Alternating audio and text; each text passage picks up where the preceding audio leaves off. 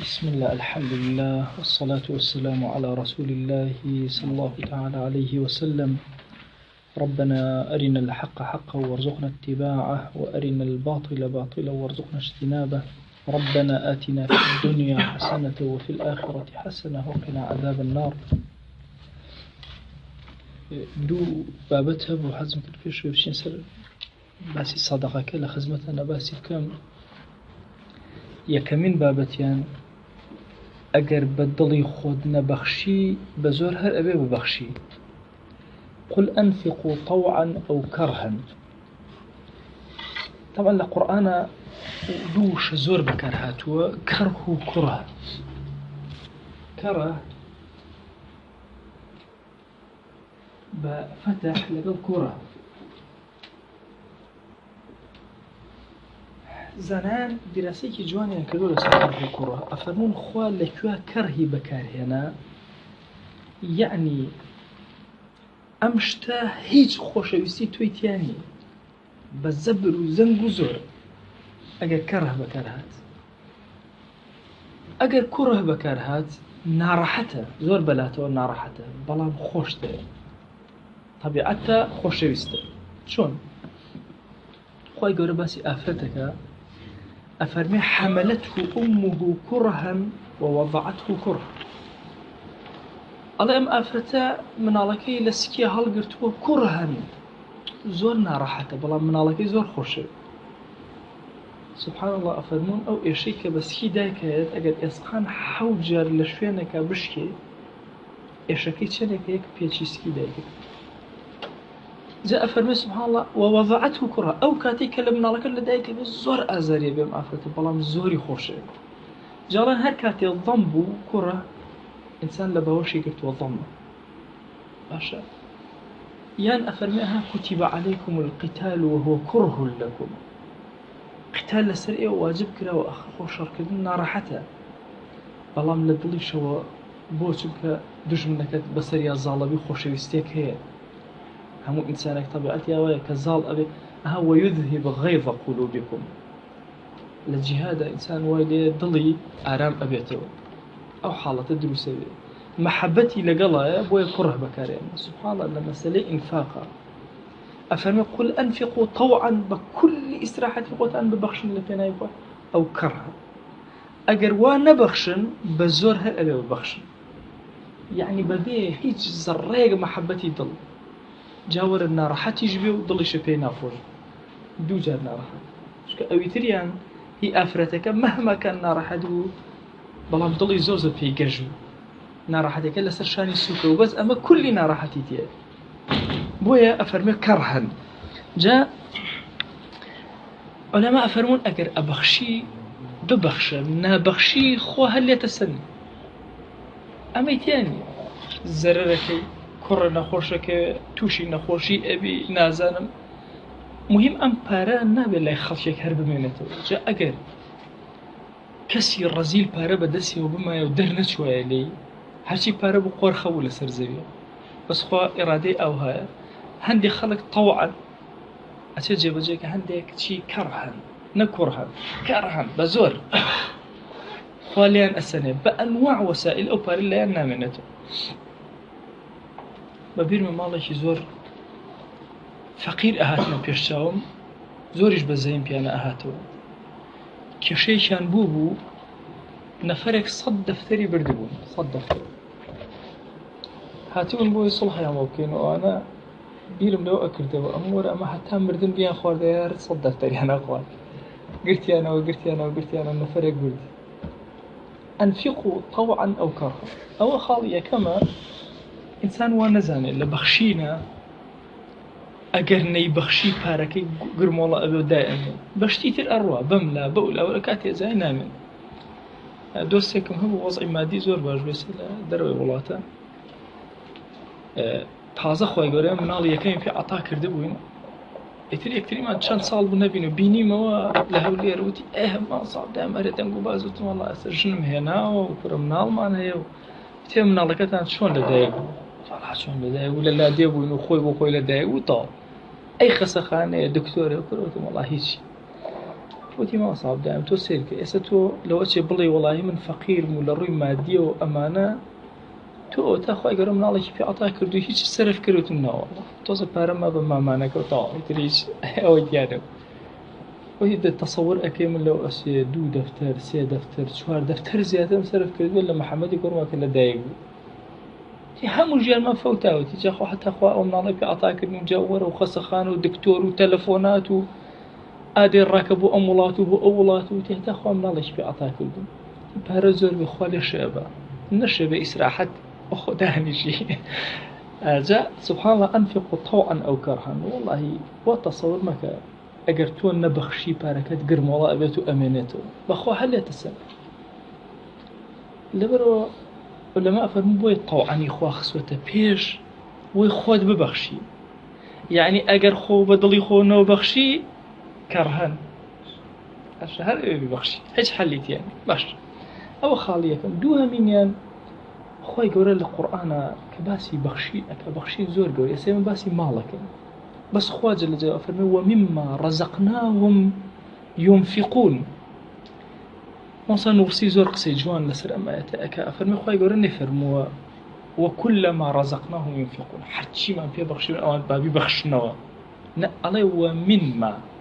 هندق لوي إيما بيمان شكو منك هو تبعيظة هندق لوي كإيما بيمان بخشيون بأوان ببخشنوا أما يك دو علي أوي إيما بيمان بخشيون أوان ببخشن کابو تو خاوەنی هیچ نیت هەرچی هەتە ماڵ و مڵک و سەرەت و سامەمووی خوایە تۆ ئەیدەیتەوە بەندەکانی خوا بە ئەمری خوا ماڵی خوا ئەدەیتەوە بە بەندەکانی خوا بە فەرمان و ئەمری خوا ومما رزقناهم ينفقون هەندێک لە عولەما فەرمون کاکە ئەم ئاەتە زۆر گەورەترە چۆن گەورەترە ئەمە بەس باسی ماڵ ناکە لە هەرچی شتێکە خوای گەورە ڕزقی پێداوێ بێت تۆ بیبەخشی رزقي داوية تلا علما واجب لسر ببخشي رزقي داوية تلا صحة واجب لسر ببخشي باشا رزقي داوية تلا شخصيته ابن عمر ينوت ابن عباس رضي الله عنه قائل ابن وتيان آية زكاتي شخصيته ربلا زكاتي شخصيتي تو أويك أجر كاسة كاريكي بتوها وبخوينا أقربتو أقرب ويجيب جاكي عريزيكي ناقة قلبانا فقيرة تبو يجيني باشا ومما رزقناهم ينفقون لهرچی شتێکە کە خوا بە تۆ عەتا کردووە واجبێ لەسەر شانتەکە ئیش بەخشینەوەیە بە خەڵک ئەو بەخشینەوەیە تەنها ئینسان بچووک سەیری نەکات لە ماڵە یا لە زەکاتە بۆی ئێستا ئەمە ئەم فەسڵە تازە ئەچینە خزمەتی باسی زەکات ناکەین زەکات تەواو واجبێ بوو لەسەر شانت و چۆن جێبەجێکەیت و ئەدایکەیت و باسی نهێنەکانیشیمان کرد بەچە ئادابێکەوە ئەم زەکاتە تەوزیع کرێ باسی شتێکی تر ئەکەین ئەویش ئەوەیە کە سەدەقەی تەطەووع سەدەقەیەک زیادەی ئەوەی کە لەسەرت فەرزە یان هەر لەسەر فەرزی ئەسڵەن ئەها پێغەمبەریان صلی الله عليه وسلم سبحان الله لەو فەرمایشتا فەرمێ سەبق درهم 1000 درهم یەک درەم پێش 2000 درەمیایەوە یا رسول الله صلی الله عليه وسلم چۆن فەرمووی ئاخر یەک درەمەکە هی کەسێ بوو تەنها 2 درەمیەوە یەکێکیان لە پێناوی خوایە بەخشی تەنها دوانی هەبوو یەکیانی بەخشی بەس ئەمەیکەوە 1000 درهم مەلاین درەمی هەبوو لەو ئەچێ بکاتە سەدیەکی ماڵەکەی بەخشی بێ بەس ئەو نیوەی ماڵەکەی ئەکا بەخشیوێتی بۆ یەک درهەمەکە لای خوا زۆر بەقیمەترە لەوە بۆیە لە سەدەقەی تەطەووع فەرمایشتی زۆر هاتوون کە پێغەمبەریان صلی الله عليه وسلم هانی ئێمەی داوە کە بەخشندەیی بکەین فەوقی ئەوەی کە لەسەرمان واجبە گریمان هەر لەسەرمان واجب نییە ئەو کەمە ڕزقی کە خوای گەورە پێت عەتا ئەکا ببەخشە بیلال زۆر فەقیر بوو ئەشترسە بەینە کە ئەویست ببەخشێ دڵی خورپەیەکی ئەکرد بە قورئان ببەخشم لۆچە کەم بێتەوە ئاخۆم هیچم نییە چی ببەخشە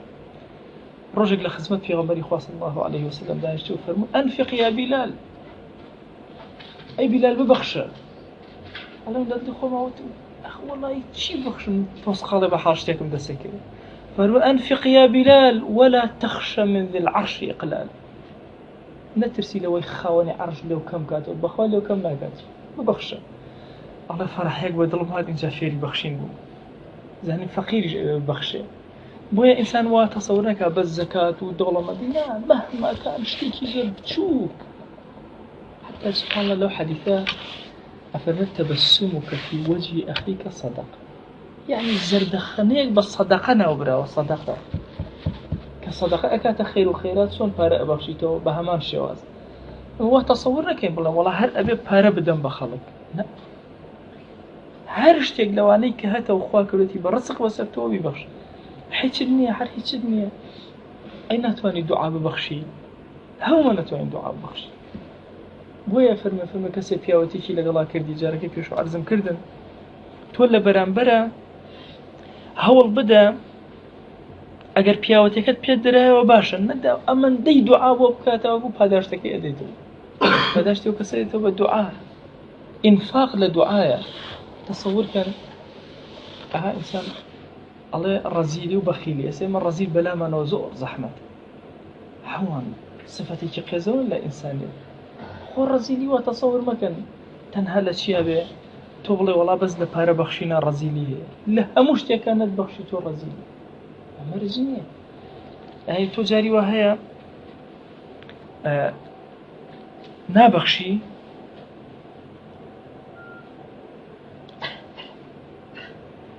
بسوسي أقصر النام يوم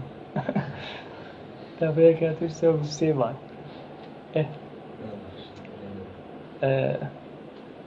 هذا مستم بس كم نبي يقول لنا هذا جاري نعم بخشي الرزيلك الرزيلك وتصور أكيد وأزاني بس بارنا بخشي رزيلي بروا كان جاري وهي رزيلي لعلمها هي للشهادة هي زي تصور كان جاري وهي كسي خوي خاوني شهادة حزنك كالشهادة هي يكي جبت مسؤول حزنك يكي تربيته مسؤول يكي جبت عالم حزنك يتكذب بعالم وأنا هم الرزيلي وبخيلين حتى للدعاء سبحان الله إمام أبو حنيفة قصيك هي أفرمي بخيل للدعاء وكسي دزبر زكاة الدعاء وداك باشيناك وبخيل شو بخالد للدعاء شاهد هي جاري وهي سبحان الله رقل لكسيك أتواني دعاء باشي بوكي باشا أنا فلان كز قلنا هبارة ما أتواني دعاء بوكي بخالته هي للدعاء بوي أقر بخالت بشكي لو أتي هيج كز نبي بشكي لبخالتي نبي بشكي للرزيلي نبي كجرنجة إنسان عثمان لها مرة كان ومما رزقناهم هرتشي خواك الذي برزقي تتوبي بخش إنجي أفرمي فصل في صدقة التطوع وفضلها وآدابها قوريكي صدقي تطوع آدابكاني أما فضائل الصدقة فهي كثيرة مشهورة كل زورة منها ما روى البخاري من حديث ابن مسعود رضي الله عنه قال رسول الله صلى الله عليه وآله وسلم ابن مسعود رضي رحمة الله به أفرمي بيغمبر صلى الله عليه وسلم فرمي أيكم مال وارثه أحب إليه من ماله فرموي چێ لە ئێوە ماڵی وەرەسەکانی خۆی بەلاوە خۆشەویسترە تا ماڵەکەی خۆی قالوا يا رسول الله ما منا أحد إلا ماله أحب إليه والله هيك كسيني إلا مالي خۆی پێ خۆشترە فرموي فإن ماله ما قدم ومال وارثه ما أخر ماڵەکەی خۆی ئەوەیە کە پێشی ئەخا بۆ خۆی ئەی بەخشێ ماڵی واریسەکەشی ئەوەیە کە دوای ئەخا باشە دوای ئەخا بۆ خۆی واتە ئەوەی کەوا بەجێ ئەهێڵێ بۆ واریسەکانی ئەو بەجێ هێشتو ئەوشی بۆ خۆی سەرفی ئەکا و ئەیکا بە خێر و خێرات ئەوەیە کە خسوێتە پێش خۆی ئەو ماڵەیان هی خۆیەتی ئەوی تریان هی واریسەکانیت لە صحیحەینا هاتووە ئەبی هورێرە رضی ڕەحمەتی خوای لێبێ گێڕێتەوە کە پێغەمبەریان صلی الله عليه وسلم فەرموویەتی من تصدق بعدل تمرة من كسب طيب أو كسي التي خرما عدل وزارتي عدل ما هي عدل يعني تا أصلي تا لتشيو هاتوا ولاختان بينيوا توركي خنا أملا وتوركيش خنا أملا أو هريشي كان كاتا عدل أجر أم دوان الرجنة بن أول خنا توان الروتبوك وجاري ولا لادية كبارك الله سنق بردي خنا سلايش ما شاء الله بعرق بيته ريكي كانوا أرى وزارة عدل جلوات وأبي دو تاك الرقبة دو تاي ترازوكا أبي الرقبة عدل عدل لە نیوەوە هاتووە چۆن ئەوە ئەها ئەڵێ عدلی ئەها تابار لە کوردیە باشە لایەکی بارەکە کە پێ وترێ عیدلێک لە زمانی عەرەبیە ئەم لایە ئەکاتە چی نیوە چون ئەگەر نیو بە نیو نەبێ ڕێک مناسەفە نەبێ لاسەنگ دەرەچێت کە ئەڵێ من تصدق بعدل تمرتين يعني شي بلتيكي خرما كبكة بدولة وريك لتي خرما بل لتي خرما من كسب طيب بلا من كسبك حلال كسبك حرام بارك لي أبخشي تسوديكي لي ورقدي كسبك طيب كبرى برنجين وشوالي خوي بهيك انجل فينا إخوة أبخشي ولا يصعد إلا الله إلا الطيب شيب ولا إخوة برز بيته بس باك برز بيته فإن الله يتقبلها بيمينه خوا جل جلاله أو أن دي بيخوشك كسي خير وخيراتك براستي لي ور أقري ولي قبولك ثم يربيها إن جابوي قورئك يعني يا دينارك بخشيوه دينارك لا إخوة قورئ به كما يربي أحدكم فلوه حتى تكون مثل الجبل بو فلوي بكارنا فلو لكردية يعني أسبي بشوك كلمة في الله لزماني كردية سبحان الله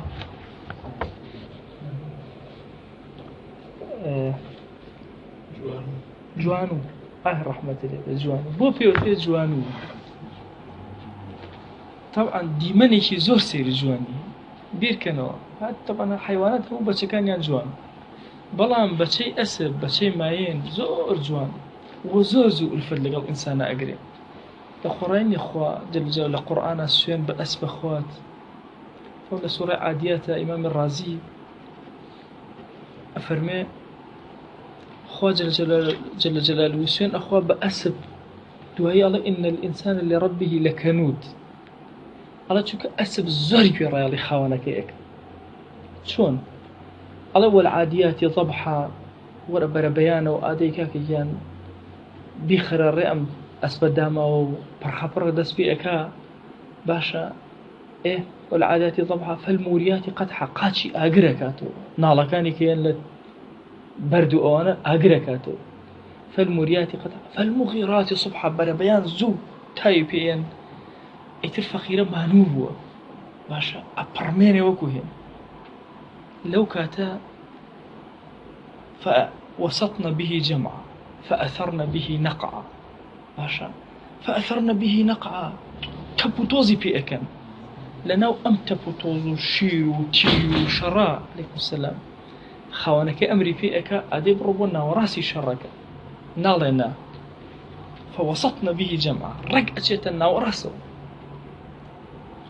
الله يكسر لدواء إن الإنسان لربه لكنود أي إنسان بقدر أسبك لنا خاونك أو نمانوه في الله برنا وراسي دجن أزان نايته بس أروى بيجويك بلام إن الإنسان لربه لكنود عين هذه أكال الخوة بيجوي أخوة عظيمناك جاء فرمي أو تشويهك بوشي أخوة لسوين أخواته يكسر جوابي سوينك جاء دائما سوين وجوابي سوين بيواندي لبينيانا أفرم بيوانديك بريتيا له جابوي لكرديا في أوتر جوان ومهر چونکە زۆر بە لای ئینسانەوە نازدار باشە چۆنی بێ ئەوە پەروەردەیەک هەتا ئەگەر بینێتەن لە فیلمی عەسابەوانە جاری وایە شەڕەتەقەیە خاوەنەکەی ئەچرپێنێ بە گوێ ڕێک خۆی متەکە خۆیان بە عەرزا و ئەسبە کە ئەڵێ هەڵسە یەکسا هەڵەسە دەرەچی یەک مخالەفەی نیە لە خزمەتی بۆیە جوان و چۆنە بووی ئەوەی پەروەردەیەکەی سبحان الله پێغەمبەری خوا صلی الله علیه وسلم تەشبیهێکی زۆر جوان لێرایە ئەفەرمێ کە تۆ سەدەقە و خەیر و خەیراتێک ئەکەی خۆی گەورە بەڕاست لێ دووەرئەگرێ دواتر بۆت گەورە ئەکا پەروەردەی ئەکا چۆن کەسێکتان جوانوەکەی پەروەردەیەک طبعاً زۆر گرنگی بە جوان و ئەدرێت لە کاری کۆتر و ئەمانە نییە ئەڵێن کابرا کۆتر باز ئاگای لە خۆی نییە بەخوا جوان و بەر ئاگای لێ نییە باشە ئاگای لە دنیا نییە سبحان الله ئەفەرمێ خوا جەل جەلاوه چۆن کەسێکتان ئەو جوان هەموو لەحظەیەکی ئاگای لە ئەو ئەسبەیە چۆن سەعاتێ زیایی کرد ئەوەرە دڵی لەلایەتی چونکە چۆنی بێ ئەوەی پەروەردەیەکە ئاوا بەگوێیەکە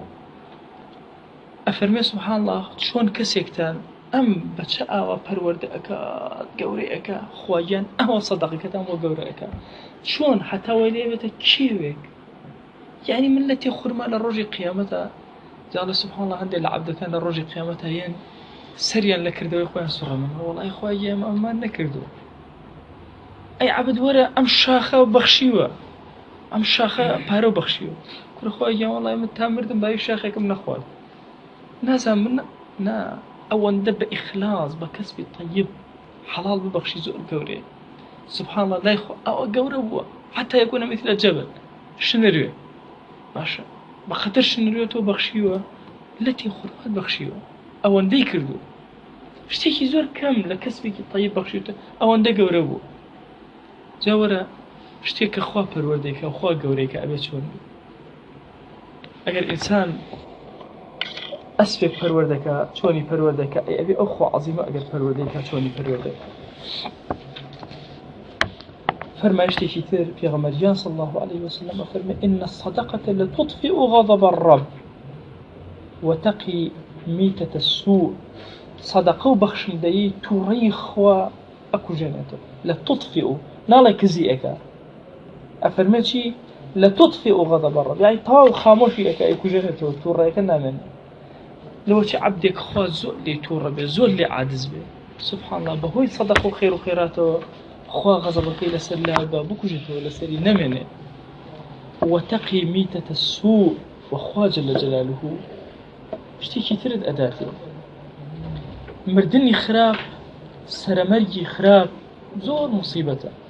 خوا جل جلاله بهوي صدقه وخير وخيراته أو بارزي بوي ألان أو كسيك سخيبه قد عاقبة شر نابي كسي سخي عاقبة شر نابي بو چونك أبخشي وتقي چی میتة السوء قد بخرابي جاني كوتا نابي بلكو جاني زور بإسراحات إربجي إهلا لفرمايشتي كتير أفرمي تصدقوا ببخشن فإن الصدقة فكاككم من النار عليكم السلام ببخشن چونك بخشين فكاككم عن النار فك قريه كأيكيتوا يتفك هلي أو شينيتوا هلي أو شينيتوا كأنما تؤول لنا جهنمها أهلنا وأجر أو بسراري صدقة دس أكاتو نجاة بلا أجرك فكاككم من النار بريدة رضا ورحمة الله أجرته في غمريان صلى الله عليه وسلم فرمي ما يخرج أحد شيئا من الصدقة حتى يفك عنه لحيي 70 شيطانا هیچ کەسێک نییە لە پێناوی خۆیان شتێ ببەخشێ ئللا دووشەوی لە باشە کەڵبەی 70 شەیطان لە ئەم ئەکاتەوە نەجاتی ئەبێ لێیان ئەو کەسانەی کە حاڵەتێکی نەفسیان بۆ دروست ئەبێت زۆری نەکات بەس ببەخشن خۆت گرێکوێرەکان لێ ئەکاتەوە ئەو کەسانەی کە تووشی ناڕەحەتێکی عوقدەیەکی نەفسی ئەبن وەڵڵاهی بەس ببەخشن عوقدە نەفسیەکان نامێن بەخشی زۆر دەرگا ئەکاتە زۆر گرێکوێرەی ژیان ئەکاتەوە بۆیە لە فەرمایشتی زۆرە پێغەمبەریان صلی الله عليه وسلم باسی ئەوەی کردو کە ئینسان ببەخشێ نەترسێ لە بەخشین گوێر بێ لە بەرامبەر ئەم ماڵی کە خوا پێداوە جا ماڵ زۆر خۆشەویستە وا تەسەوور نەکەن خوا لە قورئانە باسی کردووە وإنه إنسان لحب الخير لشديد خير يعني باشتر نك باش اسمي تفضيله بمعنى أخيرة يعني باشترة إنسان بو باشتر خوشويستي بو باشتر زور زورة علماء فرموا بس ماله خوشويستي بو مال زور زورة دي ورا أم مالك زور خوشوي لبيناي خوابي بخشي خوا جل جلاله چون شت بعطائك پیغمبران عليهم الصلاة والسلام زور يعني تحقيق راونته يعني تو بين بيشاي وخوتان لمسألة حب هميشه تحقيق راونته سليمان عليه السلام تحقيق رايو إني أحببت حب الخير عن ذكر ربي أمر سبحان الله باسي كان باسي أسفل هنا العلماء فرمون سبحان الله أو إني أحببت حب الخير خير بمعنى شيء اللي معنى أسفل يعني الله أسبي زوري هبون لبينا يخول لجهاد بكاري إهنان الله ذكري إيواناني هبو مشغول هو بأسبكان وسيكري جواني أسبكان إني أحببت حب الخير عن ذكر ربي حتى توارد بالحجاب حتى خور أو أقايل نما ذكر كان نخيا فطفق مسحا بالسوق والأعناق هما لبينا يخول أسفل بري بخشي باشا مالكي بخشي لبينا رب العالمين أبوها إني أحببت حب الخير للضليا خوشويستي مال بري نيهش أيوب عليه السلام خوي كورا زوجتي في عطاك الدرو لهند الرواياتها توقف مخوابو عقوبيدا على فقيرك هات بردر جاي مالكي جوان جوابي ندا يك فقير جوان جوابي ندا وسبحان الله خوي كورا شي بسرا هنا طبعا غلامي زور بون كوري زور بون أولادي زور بون حيوان وآجل وهمشتي كيو خبري أنا هنا أرى والله كرك اللي يوم مرت أو أنا حيوان يشيكتر أرى والله أو بردي أو يتري أرى والله سوتا أو يتري لخلال شن كاتيكي كما توابون حتى بدا سوى نما إن جاء لا شيء خوشي نخوشي دسي فيك باشا بو حتى بتكترين محبتي مالي لدلانا من محبتي أولاد إبراهيم عليه السلام شن إسماعيل خوش خبر هذا سريبر باشا كقرار يا سريبر تشخو أخات سر من اللي يتلبسه سكبول تازة كتوب سريبر إلى ضل درس خوش يسقى كمالك هاتو سكو خليلي خويا باش رب العالمين بس يتر أو ده كفاية مهم لضلي تويا درسو هدفك أمبو بويا مسألة حب مال هركاتي إنسان شتيكي دركر زوجتي لك والله كده بو شنك ساغبته ولا قال خويا أما ليك زور يخوشه لبنا يخويا أي بخشة ليرة أي بخشة لوي أبخشة لوي أبخشة كاتك أزانيه زور درو خيري لك راوته حتى علماء الاستنباطي أو فرمانشتيك وامرأته قائمة فصكت وجهها وقالت عجوز عقيم فضحكت فبشرناها بغلام عليم أفرمي بو چی خوا لطفی کل لگل ساريا بو بيريه عمري 8 سال بو مناڵی پێ عەتاک چونکە بەخشی بە میوان بەخشینێکی چۆن وامرأته قائمة طبعا عرب عادەتێکیان هەیە خاوەنی ماڵ نان ناخوا ئەبێ میوانەکان تەواو بن ئینجا ئەو لەگەڵیانە دەست پێەکە لە خوارەوە دایان شتێک ئەگەر نابێتەوە ئەیخوا بەس سەرپەرشتی سفرەکە ئەکرد لە پێشترە پیاوەکە سەرپەرشتی سفرەکەی نەئەکرد وامرأته قائمة سارا وستابو ميوانا كان بوي لكيوش تكم بهالقريب بخاتاوية خوي ناني لا أخواده وافرته حتى همو ميوان ناني أخواده أما كرامي كيسير لا عربا زورة كأم أفرته أو وستاو خزمتي ميوان أكا أبخشي بميوان حتى يعني إبراهيم عليه السلام ميوانا كان هذا فجاء بعجل حنيف ماشا نك مرة جويركي كترتيب كراب ومضبوط باشا حنيثا لأفرمون بريتي لوي يعني خسرنا بتنورو كبس يعني كره تاو كتوا أمشتا أبيشا جاء هنا بردم ميوانا كديان أنا عندي يفرمون أما يمشي وازي أنا سدارك يخو من بيني وما يقول لنا هو تعمل دولة أبرجي الله أبا برشي وازي بو يعني هنا بردم ميوانا ديانا دي ولا تأخذ أمخور للجوانب وميوان أمادكي أوجوز بوستي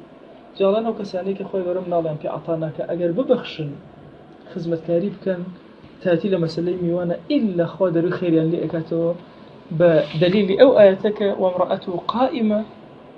باشە سەری سوڕما باشە میوانەکان بۆ دەست ڕاناکێش هەی هاوار فضحكت فبشرناها بغلام عليم لآياتك أفرمي بغلام حليم مناڵێکی لەسەرخۆ عالم پێمان عەتاکرد لما سلي بخشينا شي ببخشي بخم درجة كان اللي أكلته لم فرمجنا فرمت شي باشا دو شويلي شياطين كان حفته شيطان كبس الإنسان وصدقت دمي هم أكاته النجاة أبي أم كسلي وروي أن راهبا تعبد في صومعة 60 سنة رواية كراوة أمة كان بيشو راهبك لناو صومعكي خويا لشوين عبادتكي خويا 6 صال عبادتي أكرد ثم نزل يوما ومعه رغيف ڕۆژێک هاتە خوارە و کولێرەیەکی پێبوو فعرضت له امرأة فتكشفت له فوقع عليها فأدركه الموت وهو على تلك الحال ئەفرەتێک خۆی پیشاندا و تووشی حرام بوو لەگەڵ یا تووشی زینا بوو لەو کاتا مردنیەخەی پێگرت بەسەر ئەم حاڵەوە وجاء سائل فأعطاه الرغيف ومات أم لسر مرقى وخريق أمر لو كاتا فقيرك هات أم كل ركي خوي في عطاك ومرت فجيء بعمل 60 سنة دواي قيامتها حساباتي لقلا كرا باشا لدواي مردني كحساباتي لقلا كرا لناو تاي ترازوها عباتي 6 صالة كان بودانا خطيئة زناكشي لسلوي ترابويان دانا كشي أم زنايك كردبوي هموش تكاني شوردو 6 صال عباتي لابرد حتى جيء بالرغيف فوضع مع عمله حتى وكو أم بارشا كوليريان هنا كوليريك خسيانا سر عباتي 6 صالكي فرجح بخطيئتي خطيئتك لسري لاشو قرزبو باري باشا كاني زياتر بو أما بس لبخشينا هندي جار بەخشینێکی کەم بەرامبەر عیبادەتێکی زۆر ئەوەستێت بۆ چونکە مرۆڤ سبحان الله هیچ بەرنامەیەک نییە وەکو ئیسلام گرنگی بەلایەنی مرۆڤایەتیدا بێت لە مەسەلەی بەخشینە یعنی کە تۆ لەگەڵ کەسێکە ژیان ئەبەیتە سەر ئێمە فەرمە الئینسان مەدەنی بالطبع هەمومان بەبێ یەک نامان کرێ بەیەکی شەو زۆر باش نامان کرێ دەنگە دەنگشتمان ئەبێ بس بەبێ یەک نامان کرێ ئەبێ لەگەڵ یەکترە بژین دە سبحان الله ئەم ژیان لەگەڵ یەکتر بەسەر بردنە طبیعی سیرەکەی ئەم پێویستی بەو شتە ئەبێ ئەو پێویستی بەو شتە ئەبێ هەتا هەندێک فەرمایشتا فەرمێ نابێ خوێ لە یەکتر بگرن کەس داوای خوێکرەوە بیدەیت لە فەرمایشتەکە فەرمێ ئەگەر کەسێک داوای میوانداری لێ کردی واجبە لەسەری میوانداری بکەیت تا 3 ڕۆژ مافی میوانەکەی خوا لەسەری واجب کردو بێ میوانداری ئەو کەسە بکە ئەی بچێ بۆ کوێ ئینسان لەگەڵ ئینسانە لە ئیسلامە زۆر عەجیب کابرایەک مەسەلەن بێتە ناو هەڵەبجە لە برسا بمرێت تەسەوورکەن هەموو خەڵکی هەڵەبجە گوناهبارە بێ لەسەر ئەم کەسێک کە بردوو وێ هەموویان بەدەمیەوە بچن بۆیە ڕۆحی تەعاون لە ئیسلامە زۆر عەزیمە لە ئاستێکی زۆر بەرزایە ئەبینی ئەم کەسە 6 ساڵ عیبادەتی کردووە بۆ خۆی بەڵام پارچە کولێرەیەکی داوە بە غەیری خۆی ئەو پارچە کولێرە فریا ئەکەوێ لە تاوانی زیناکە ڕزگاری ئەکە لە ئەفرادی مسلمە هاتووە لە فەرمایشتەکان کە ئیمام مسلم هێناونی لە ئەبوو هورەیرە ڕەضا ڕەحمەتی خوای لێبێ پێغەمبەرجان صلی الله عليه وسلم فەرموویەتی ما نقصت صدقة من مال صدقة قد لە ماڵ کەم ناکاتەوە تۆ ببەخشە لێ کەم نابێتەوە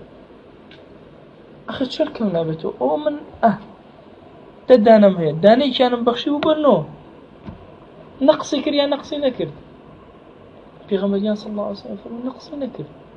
آخر خو ظاهرا نقصي كر خو أبو التعويض زكاته نقص ناكا جارك باسي أوفر ما يشتم أكرد في غمري صلى الله عليه وسلم أفرمل الرجل ججنا بأفرتان أفرمل ناقصات عقل ودين عقل يا النقصان دين يا النقصان وما رأيت أذهب للب الرجل الحازي من إحداكن بلام لقل أوشا كسم نبيني وعقلي بياوي زور حازم بري وكو إيو هي آخرته يعني لقل أوي نقصاني عقلتاني فحساب فيه عقلي كامل عقلي أبن سبحان الله جاء فرمي أم فرماشت أقل لروي بلاغي والسير نكري وأزاني زمن وأزاني هاي نقصاني عقل ودين وأزاني أواي وتوا ما والله كاتي ججن سبحان الله في غمري صلى الله عليه وسلم قال لي رد الخوشيان أداته وصفيانا كان جل بلاغة الله شيء الله بلاغة شيء أويا كلماتي جوان لما موقعي جوانا بكار بيني حتى نزاني موقعك شيء تو نزاني باسك باسي شيء بوي كابرا لدوره لا ها جواني فيها وتي نقصاني عقل الدين تانها دوي باسي ومكر كان نقصاني بنسبة أفردك وناكات النقصاني بنسبة واقعه وأكات النقصاني خوتين جماعة أقل نقصاني النبي بونا وتيان شون وتم كاكا أما مثلا أم أفرتا پێغەمبەریان صلی الله عليه وسلم فەرمێ نیوەی شەهادەی ئەم قبول ئەکرێ لە مەسەلەی مالیە بەس لە شەهادە بەس لە مالیە ئەگەرنا زۆر شتەیە بەس شەهادەتی ئافرەتە خۆ بۆ نمونە لە مەسەلەی مناڵە لە مەسەلەی شیرە 100 پیاو شایدی بن ئافرەتە شایدی بەسی ژنەکە خۆ پیاو ناخۆ لە هەنێ شوێنە بەس پیاوە خۆ ژن ناخۆ بۆ نمونە مەسەلەی زینە شەهادەتی زینە نەک 4 ژن 7 ژن کۆبنە بڵێن بینیمە بە چاوی خۆمان زینا کرد و هیچ ناخۆ قسەکەیان چقار پیاو ئەبێ شەهادەت بن بەڵێ بە چاوی سەر بینیمان کە زینایان کرد اینجا احتیمالە 4 ژن کۆبنەوە زینا ببین ممکنە بۆیە دین ڕایەکەیان لێ ئەگرێ ئەو شەهادە ناخاتە سەر ئەوان لە مەسەلەی مالیشە ئەڵێ 2 ژن بەرامبەر بە پیاوێ بۆ چونکە مالی زۆر کەمتر ئەفرەت دەچێتە ناو بازاڕ و کاروباری مالی جێبەجێ تێ باشە ماوەسە ئەخر ئەوە نوقسانی نییە ئێ باشە ئافرەتە نا نوقسانی نییە بۆ چونکە نیوەی ئەرکەکە خراوەتە سەر شانی ئافرەت خۆ کە شەهادە نایە گونابار نابێ باشە ئەمە نوقسانی عەقڵ ئەکەن ئەی نوقسانی دین کاتی ئافرەت ئەکەوێتە عادەوە ئەکەوێتە ناو حەیضەوە لە مانگێکە نابێ نوێشکە ئەسڵەن ئەگەر نوێشکە گونابارە بێ نوێژ نەکە ئەجر وەرەگرێ ئێ باشە لێرە کەی ئەکاتە نوقسانی دین خوا لەسەری فەرەز نەکردو اینجا ئەجریشی وەکو ئەجر ڕێک وەکو پیاوە ئیمام نەووی ئەفەرمێ ئەجرەکەی وەکو ئەجری پیاو ڕێک ئەو هەیە بۆ چونکە ئینسان کە نەخۆش کەوتە من نەخۆشی ئافرەت تووشی ئەوێ باشە ڕێک هەرچی کردبێ لە کاتی خۆیان ڕێک بۆی ئەنووسرێتەوە ئێکابوو نوقسانی ئەجریشی نەکرد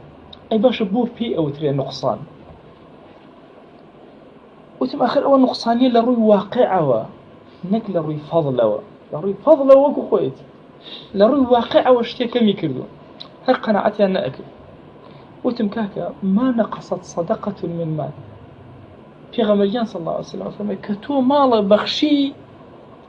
کەم ناکە نوقسانی ناکە ما نەقەسەت صدقه لێ کەم ناکە دێخۆ لێ کەمەکە ئەوە دەیە بوو بەرنۆ دانەکە کۆ نوقسانی کریان نەیکرد ئەی ئەفەرمە نایکە مەبەس لە چی لێرە لە نوقسانی لە عەرەبیە مەبەس ئەوەیە کە ئەڵێ نوقسانی ناکە یعنی ڕاستە لە ڕووی عەدەدەوە دەنگێکت کەم کردووە بەڵام لە ڕووی تۆکمەیی ئەم ماڵەوە حەڵاڵبوونی ئەم ماڵەوە پڕبوونەوەی ئەم دانەیە لە لای خوا بە مسۆگەری هیچ ماڵەکەت کەمی نەکرد بەڵکو زیادی کرد الله إمام علي رضا رحمة الله عليه بجاري كان تنها درميشي هبو الله خزاني حزب هنار بو شو هناري كرد الله بيا للريا وتي تخوا هنار بجو الله خزاني زوقنا راحت هنار كيف بدولة التي كيابه التي شبردو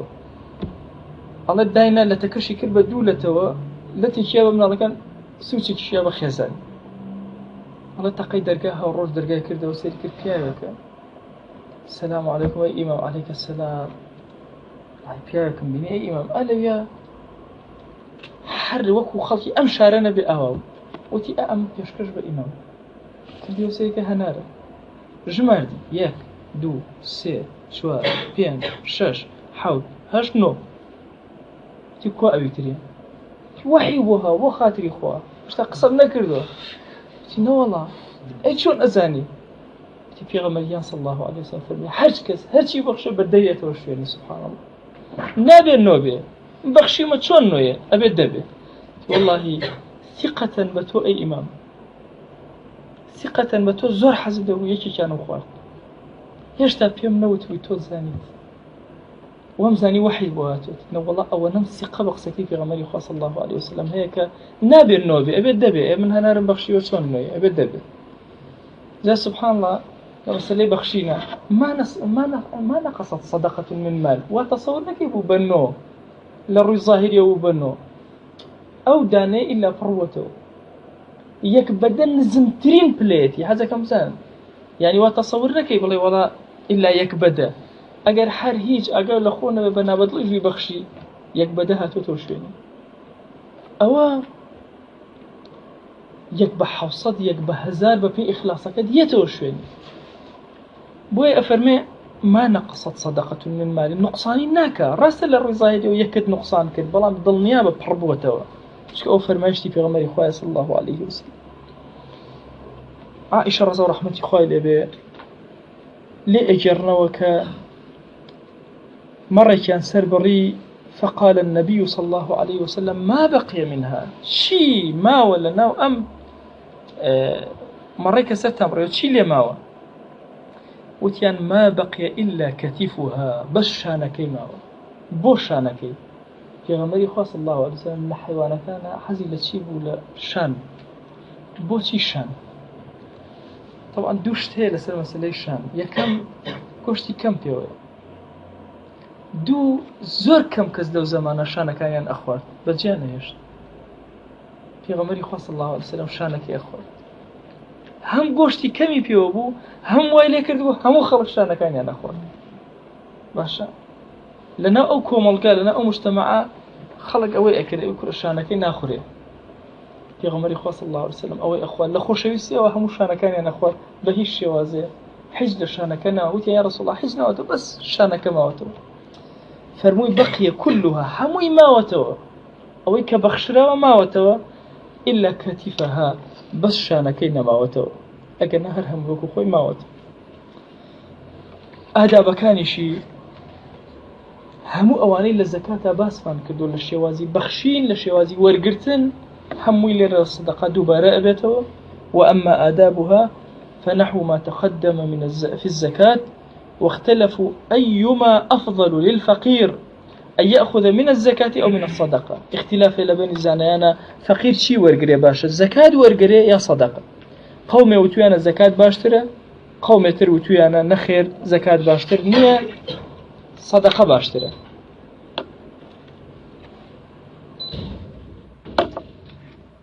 هردو اختلافي تيا هردو قسكه هندي وتويانا الزكاة هندي وتويانا صدقة هندي وتويانا كاكا من الزكاة أفضل من الصدقة أفضل هندي وتويانا نا والله كاكا لناو زكاة بري هي باشترى الزكاة ورقري بري شيء نا والله لصدقة باشترى كامي شروط كان وآداب كان الزورتر تيابيت دي شلا صدقة شلا زكاة أويان أولاترك فقير ولي بقد أي باشترين جوري صدقة شيء أبو هريرة رحمة الله عليه بمن أجرته وكبرسيار كلا لبيغمريان صلى الله عليه وسلم أي الصدقة أفضل كم صدقة زور باشا أن تصدق وأنت صحيح شحيح أويا كتوب بخشي كلا شد زور ساغة باشا شحيح كلا شد زور ساغة أمل زور حزكي بارد زور بي جميكي باشا شحيح بمعنى شروكيات باشا بۆ چونکە حتا لاشۆ ساختر بێ زیاتر دەست پێوە ئەگری چونکە هەستەکەی ئەمە لە زۆرترە پارەی زۆرترە ئەوێ وهي شحيح تخشى الفقر ئەشترسی لەوەی فەقیر کەوی وتأمل الغنى ئەمەلیش زۆرە بۆ ئەوی دەوڵەمەند بێ باشا ئەلەم کاتە بەخشی زۆر باشە ولا تمهل حتى إذا بلغت الحلقوم قلت لفلان كذا نكي مالكات نبخشي كوكيتو حتى روح أقاتا حلقوم وقتي خوي لقمة كما راحة القوم بيرتانا لقمة الشروبي خوما بيرا كان فيها راحة القوم ولا شواتو يعني راحة الحلقوم هي أسالي لقرقة أشياء أخوارا أو نوعين لنا يعني راحة القوم دعي بو باللقم دعي ودا لا مجبو باللقمة الشروبي ودابا حد نجبع هذا أفرمي حتى إذا بلغت الروح الحلقومة فاركي كوكلتو الروح قيشت إيرا أي هوار فلان كذا أواني بني فلان كذا أواني بني لفلان كذا وقد كان لفلان بقى وجبه فلان كذا أو صدقي هباجني أفضل صدقة أو إنسان لكاتي لرساقية أمل الزورة أو كاتب بخشة والله مسائل الصدقة یەکێکە لەو بابەتانەی زانایان ئەفەرموون هەموو کەس ئەتوانێت تاقیکاتەوە دەستی خۆی تیا ببێت هەموو کەس وەرە خۆت بۆ خۆت لە پێناوی خوا ببەخشە کەس نازانێت ئەبزانە جێ پڕەبێتەوە یان ئەگەر هیچی دەست نەکەوێت بۆی فەرمایشتەکانی پێغەمبەری خوا صلی الله عليه وسلم تاقیکەیتەوە وەرە سەدەقە بکە تاقیەکەیت یەقینت هەیە کە ئەو فەرمایشتان لە زمانی ئەو دەرچوو چونکە بەس بەخشیت جێگەی پڕ بووت ممکن نییە جێگەی پڕ نەبێتەوە بتايبتي أجر تو صحيح شحيح تخشى الفقر وتأمل الغنى أمل بالدولماني زورة أترسي لوي فقير كبي أألم كاتورة لبيناي خويا بخشي أبي خوات لطفك لقلبك شون اللي قبولك أي تشنك من هي للرجل قيامتها اشتيكي زور بتشوكي بخشيوة بيري شوتو بير للرجل قيامتها تشوي جبهانا نقر رغيف كل ري كيوي بهانا أو أن دبا دليكي صافو باكو بخشيتي لجيانا قد كسي بخشندا شرمزار نابي عائشة رضا رحمة خديجة رضا رحمة بيغمبر جان صلى الله عليه وسلم تشريفياتو جبرائيلي بيني وبتشاوي سري خوي باشا تور بير كروا أو لاعتكاف أبوه جبرائيل ببيني كافر بيني أسمان وزوي قرتبو چن أبي ترسابي الله بيغمبر جان صلى الله عليه وسلم زو ترسابو هاتوا يا أيها المزمل باشا مدثر ألرزي شي في الله خديجة والله لا يخزيك الله أبدا قسم بخوا أخوا قد وزلناك بو إنك تحمل الكل هاوكاري هجارانك شي بيرخات وصدقي بيرخات أو كاتي كنا راحتي غروتي أكا بيري ليك صدقي خود كرو بس خوا رزقاري أكا خوايا أو فلانة شتا أو فلانة فلسة لبرخاتي توصل والله يا بهاناتو وظنت بخوا زور قوربي هندي جار بياو باشان خوان بخوان وتوا لا الفد بو فرماشتي بيغمري خوا صلى الله عليه وسلم كاتك ومصيبتك رويتي كردون والله لا يخزيني الله أبدا قسم بخوا قد سوكمناك زلمناك شكا من أو إيش خيرم كردوا آرام بوتو دڵی باشە چکە ئەو ئیشە خەیرەم کردووە ئەمەلم بەخوا زەنم بەخوا زۆر گەورەیە ئەم ئادابانەی کە غەزالی بۆی باس کردین و ئەم فەضیلەتانەی کە بۆی باس کردین لە سەدەقا و پێشتری لە زەکاتە کۆمەڵێن نهێنی زۆر تایبەتن کە پێویستمان پێیانە پێویستمانە لە ژیانی ڕۆژانەمانە ئێمە ئیلا وەلەو زۆر کەم بێ لە شتێکی زۆر کەمی حەڵاڵی خۆم شتێکم بەخشی بێ لعل الرجل لروجان لبردم رب العالمين بسري برزو خواجان من اگر هیچم نکرده به اوشتم لپینای تویا کردوا تاکو دەرگاکانی خیر زیاتر بەسەرمان ناواڵا بن خوای بۆ خاتری گەورەی خۆت بۆ خاتی ناوجوانەکانت صفەتە بەرزەکانت خوای گیان تاعەت و عیبادەکانمان لێ قبوڵکە خوای گیان داوات لێ ئەکەین بە گەورەی خۆت ئەم دەرسەمان لێ قبوڵکە خوای بۆ خاتری گەورەی خۆت داوات لێ ئەکەین دڵێکی فەرەحمان بدەرێ پەروەردگارە دڵێکی واسعمان بدەرێ کە بتوانین ببەخشین يا ربي خويا داوات لي أكين بقوري خود برحمه بزي خود رحم بهجران من كا رحم بالدولة من كان من كا درجة كان خير بس الأمولاتي إما والابك يا رب العالمين يا ربي خويا داوات لي أكين بناوي جوان بصفتي برز باسم عظمة سرفرازي أم دنيا أو دنيا من كا تو قوري خود خويا جان شون لم شوينا كوبوني كوا لخدمتكم الله فرمايشتي في غمر إخوة صلى الله عليه وسلم أول قيامة لخدمت في غمر إخوة صلى الله عليه وسلم يا ربي خويا كومان كروا بخدمتي أو من بقينا بأمتي وقبول من كبو من شادك بأصحابي أو من شادك يا رب العالمين يا ربي خويا لقون أهديك وباك من بورا يا ربي خويا لقون أهي قناه كارا من بورا تو قوري خود خويا هدايتي جنج كان من بدا عاقبتي بيرا كان من بخير بجرا حرمتي آفرتي كان من زيادك تو قوري خود خويا هلوكم وكوري كردو من بدم من بزمان من پەروەردگارە بە چاومان بە گوێمان بە دەستمان بە دڵمان بە قاچمان بە داوێن و عەورەتمان خوای لێمان ببوورە یا رب العالمین خوای گیان دڵەکانمان سپیکەرەوە خوای گیان دڵەکانمان سپیکەرەوە خوای گیان دڵەکانمان سپیکەرەوە یا ربی خوای گیان ئیمان لە دڵمانە شیرین کە تاعەتەکان لە دڵمانە شیرین کە چێژ بخەرە ناو نوێژەکانمانەوە خوای بۆ خاتری گەوری خۆ چێژ بخەرە ناو نوێژەکانمانەوە چێژ بخەرە ناو زەکاتمانەوە چێژ بخەرە ناو تاعەت و عیبادەت و ڕۆژوومانەوە يا ربي خويا درجة كاني خير بسر معنا والاك خويا درجة كاني خير بسر معنا والاك خويا بو خاطري قوري خود اما عبدانكين هلو كم وكري قناه زور برزكين وبلان بلطفي تويا انازين برحمي تويا انازين دي يا ربي خويا رحمه وسوز ومهرباني خود بسر معنا ببارنا آمين آمين والحمد لله رب العالمين.